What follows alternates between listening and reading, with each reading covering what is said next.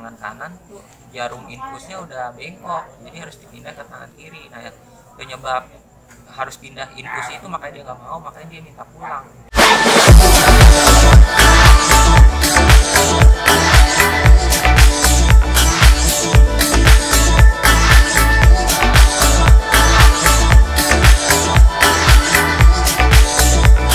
Jangan lupa subscribe dan nyalakan loncengnya. Pukul berapa almarhumah? Lebih tepatnya tadi jam 8 kurang seperempat, jam 7, jam 19.45.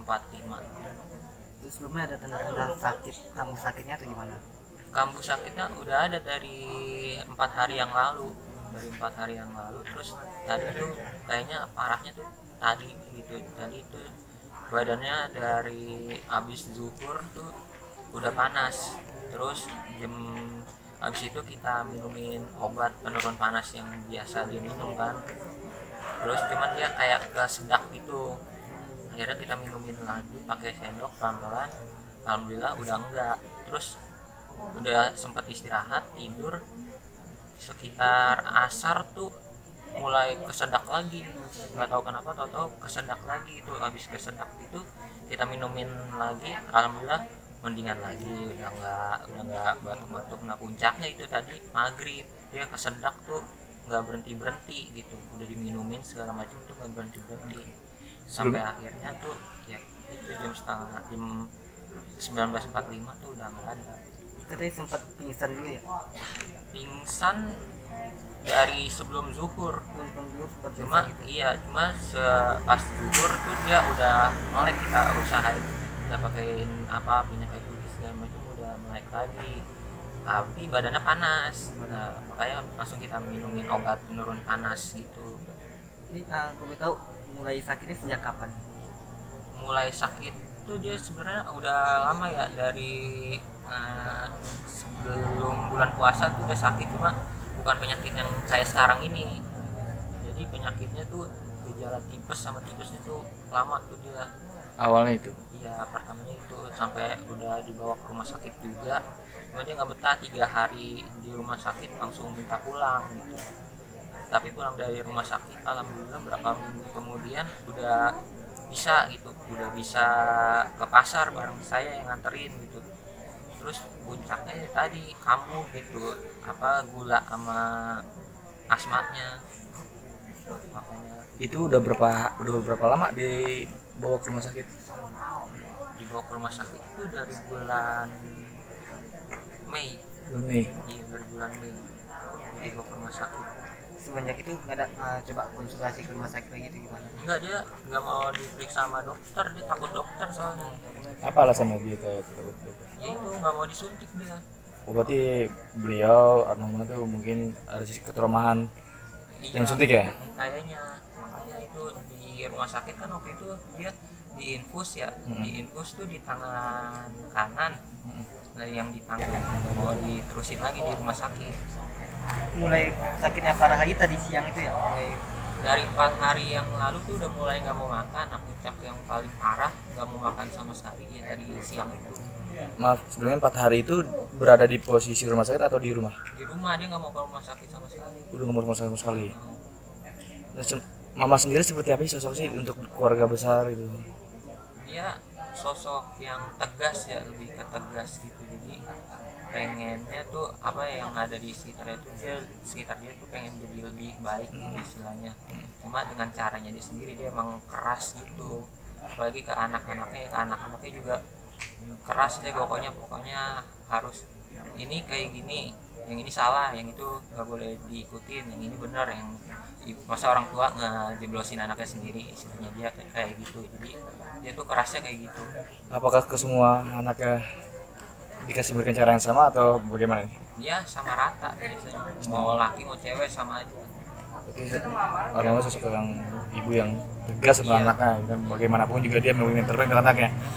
Pesan apa sih yang Sering kamu dia sampaikan. ingat itu, yang pesan nanti untuk kepada kamu sebelum kepergian mama itu? Saya kan diwanti-wanti ya, pokoknya saya kan istilahnya udah pernah ikut dia beberapa kali kayak menenong gitu, talking segala macam. saya diwanti-wanti, udahlah sekarang sekarang ibu udah punya Dio, harapan ibu cuman Dio doang yang bisa nerusin ibu, lanjutin kata ibu gitu. Itu jauh sebelum dia sakit udah sering ngomong kayak gitu. Mungkin itu pesan yang akan Dio ingat untuk ke depan nanti itu. Sedikit Dio, pesan tadi kan sempat meneruskan ya. Itu dalam arti yang bermain dalam seni lenong atau seperti apakah? Seni lenong apaan aja, pokoknya kan kalau dia tuh bilang katanya belajar seni jangan satu, kalau dia ngomongnya gitu. Jadi kalau misalnya udah bisa nyanyi jangan top nyanyi doang. Nah dari tadi tuh nangis tuh dia tuh semalam kan, dari semalam udah nggak bisa ngomong ya, dari semalam tuh cuma tindakan doang, itu gerakan doang. Jadi dia tuh jam 10 malam tuh bangun gitu sadar, dia tuh bercanda sama saya, cuma bercandanya lewat gini, pak ini. Terus di sini kan ada bekas garukan gitu ya, kayak apa namanya, koreng gitu, dikodek sama dia, gini, aduh sakit, jangan dikodek itu koreng. Udah gitu doang, gitu bercanda gitu, terus dicari lagi, dikodek lagi sama dia. Itu menurut saya biar kata dia nggak berkata-kata juga saya tahu itu dia ternyata bercanda gitu, cuma dia nggak bisa ngomongnya doang. Itu sih. Itu apa, sebelum dia wafat nih ada nggak tanda-tanda itu? Itu maghrib tadi nyesek ini tanda-tandanya. Sama kemarin malam tuh jam 2 tuh dia pengen kencing, pengen buang air kecil gitu. Terus kan dia mohon maaf kalau misalnya kencing kan dia biasanya ngangkat baju ya, itu badannya tuh udah kurus banget, udah tinggal tulang doang gitu. Saya dari jauhan apa ngeliat dia di kamar mandi pun, wah ini kalau udah kayak gini terus kuat nggak ngelawan penyakit, di badannya aja udah kurus banget gitu. Saya udah rasa saya udah yang nggak enak aja, udah aneh-aneh. Ini kalau misal pun ditimbang paling berat bisa cuma 25 doang, tinggal kurus. Terus saya bilangin pas dia mau habis buang air kecil kan, dia mau tiduran lagi ya, saya bilangin, saya harus bilang minum vitamin gitu biar mau makan. Ibu badannya udah tinggal tulang doang, ini emang kuat melawan penyakit kalau badannya tinggal tulang. Dia mau tuh minum obat tuh, alhamdulillah minumnya lancar, terus tidur dia enak. Nah itu tadi terus jam 10 jam 6 itu tuh udah risih badannya, nyampe jam setengah 11 tuh iya itu tadi sempat pingsan, terus zuhur melek gitu, melek tapi badannya panas banget, kayak kita minumin obat penurun panas gitu. Jadi dari jam 12 aja itu memang udah balik pingsan sadar gitu? Enggak, dari jam setengah 11 tepatnya udah pingsan.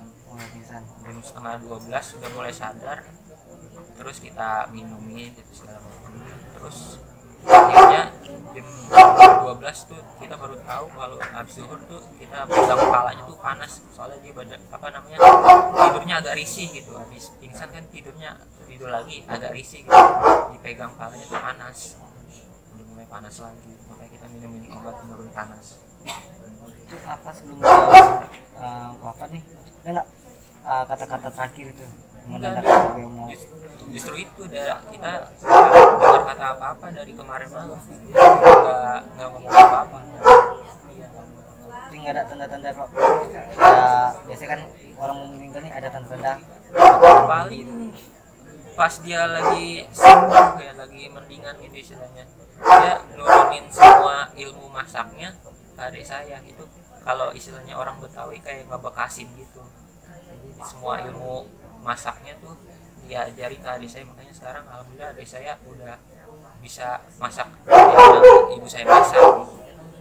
Itu pun saya pas ngeliat kok tumben sampai segitunya ngajarin adik saya masak. Saya pun dapat firasat kayak gitu juga dari kejauhan. Cuman kan mikirnya ibu ini udah sembuh, masa firasat kayak gini, ya udahlah, bilang apa, pikiran kita positif aja, mungkin emang lagi mau ngajarin anak masak kayak gitu.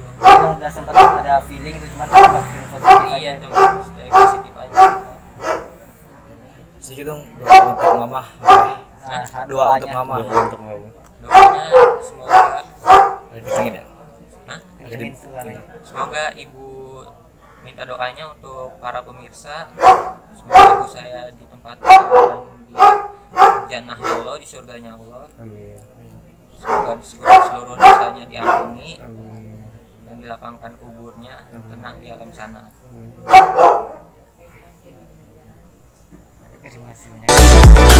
Jangan lupa subscribe dan nyalakan loncengnya.